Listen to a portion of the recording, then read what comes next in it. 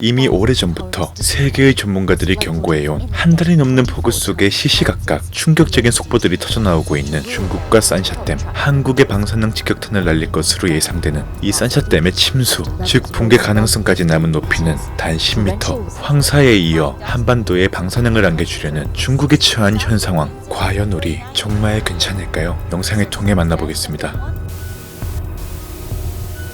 여러분은 아마 이 영상을 수도 없이 보셨을 겁니다. 중국 광시장족 자치구의 류저우 주택 붕괴와 충칭 지역 아파트의 홍수 피해 장면으로 한 달이 넘도록 중국에 쏟아져 내린 폭우의 심각성을 있는 그대로 보여주는 모습이었죠. 이미 장시성, 안우이성 등 24개 성에서 홍수 피해가 발생한 중국은 응급관리부의 발표 자료상 7월 13일 기준 443개의 하천 범람으로 대한민국 인구에 가까운 3,873만 명의 이재민이 발생한 상황입니다. 경제적 피해액만 무려 14조 원에 이르는데요. 이러한 상황 속에서 전 세계 최대의 댐으로 알려진 산샤댐 붕괴설이 세계의 관심사로 떠오르기 시작하여 세계에서는 연일 그 심각성을 집요하게 보도해왔습니다. 이미 관심 있는 분들은 너무 많이들 찾아보셨을 테니 현 시점을 기준으로 한 주요 내용만 다루고자 하는데 그 실상은 나날이 더 좋지 않습니다. 7월 19일 오전 11시에 163.85m이던 산샤댐의 수위는 밤 8시에 접어들어서는 9시간 만에 164.18m로 약 30cm가량이 증가했습니다. 이는 산샤댐의 홍수 제한 수위인 145m를 훌쩍 넘긴 양임은 물론 산샤댐의 최고 수위인 175m를 고작 10.82m만을 남겨놓은 상황. 지나온 수위 상승 추이를 환산해서 남은 제한 수위까지의 일자리를 어림짐작해보자면 6월 20일을 기점으로 147m에 이르렀던 수위가 한 달 후인 7월 20일에 이르러 163m로 16m가 상승한 상황이니 못해도 하루에 0.5m가량이 올라오고 있다는 말입니다. 고로 이러한 추세라고 하면 산샤댐의 붕괴를 일컬어지는 최고 수위까지 고작 20일가량이 남았다는 가설을 세울 수 있게 되는 건데요. 만약 댐이 모조리 채워지면 산샤댐의 경우 설계 하중 추가로 댐이 붕괴될 우려가 높습니다. 또한 방류를 하기에는 이미 홍수가 한창인 하류의 여건상 이 역시 마찬가지로 불가능한 상황. 그렇다면 지금부터는 다른 요소는 배제하고서 철저히 우리나라의 관점에서만 바라보겠습니다. 만약 산샤댐이 붕괴되면 한국에는 어떤 피해가 들어오게 될까요? 2009년 후베이성 이창시에 건설된 산샤댐은 세계 수력발전소 중 발전량 1위를 기록하는 연간 847억 킬로와트를 생산하는 지역입니다. 현재 중국 온라인에는 중국 건축과학연구원 명의로 산샤댐 아래 지역은 달아나야 한다는 정체불명의 글이 유포되고 있으며 댐에 밀렸나 굴곡이 생겼다는 사진 또한 대량으로 유포되고 있는 상황이죠.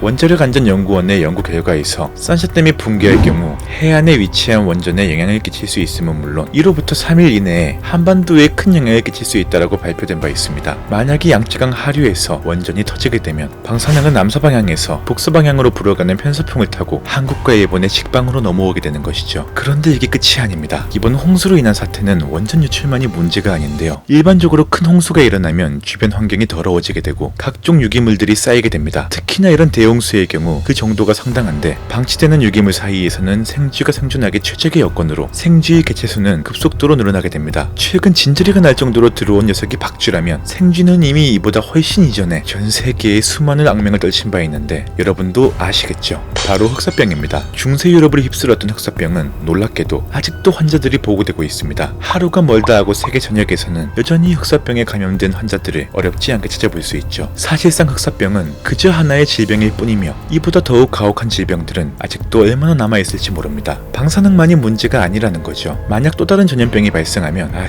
이에 대해 중국 정부는 이를 강하게 반박하고 쐐기를 박았습니다. 산샤댐은 100만 년에 한 번 닥칠 수 있는 홍수가 발생한다 한들 수위 175m에 추닥물 유입량 7만 m3의 상황에 맞아도 끄떡이 없을 것이라고 한 것인데요. 7월 20일 정부의 이러한 말과는 상반되는 하나의 사건이 수면 위로 드러납니다. 바로 중국이 진행한 모의 실험에서 정부가 고위층만 설리는 방안을 강구한 정황이 드러난 것인데요. 이는 중국 수자원 전문가들이 은밀히 진행해온 홍수로 인한 붕괴 시뮬레이션을 한 내부 관련인이 폭로함에 따라 그 윤곽이 나타나게 된 것이죠. 당초 산샤댐의 붕괴 시에는 인근 이창시 등 하류 도시가 먼저 피해를 입는 것으로 알려져 있었지만 실제 산샤댐이 붕괴 시 거대 산사태가 발생하게 되어 상류의 수위가 상승하게 되고 상류이자 분지 지형인 수천성이 가장 먼저 물에 잠기게 된다고 하는데요. 그런데 중국 정부에서는 이 시뮬레이션 이후 선농자의 리조트와 휴양센터를 만들기 시작했으니 이 시설이 알고 봤더니 바로 대홍수 발생 시 고위층의 피난처를 목적으로 만들어졌다는 겁니다. 아니 무슨 타이타닉도 아니고 여기서 끝이 아닙니다. 7월 20일 중국 정부에서는 장강 하류 유역에 속하는 추허강 댐을 폭파시켜버립니다. 요즘 우리 주변은 왜 이렇게들 폭발을 좋아하는지. 장강의 현재는 1990 1998년의 대홍수 이래 역대 최고 수준의 홍수가 진행 중인 상황으로 댐의 폭파는 안우이성에서 불어나는 물을 방류하고 장강 하류 유역의 수위를 낮추기 위한 특단의 조치라고 발표하는데요. 글쎄요.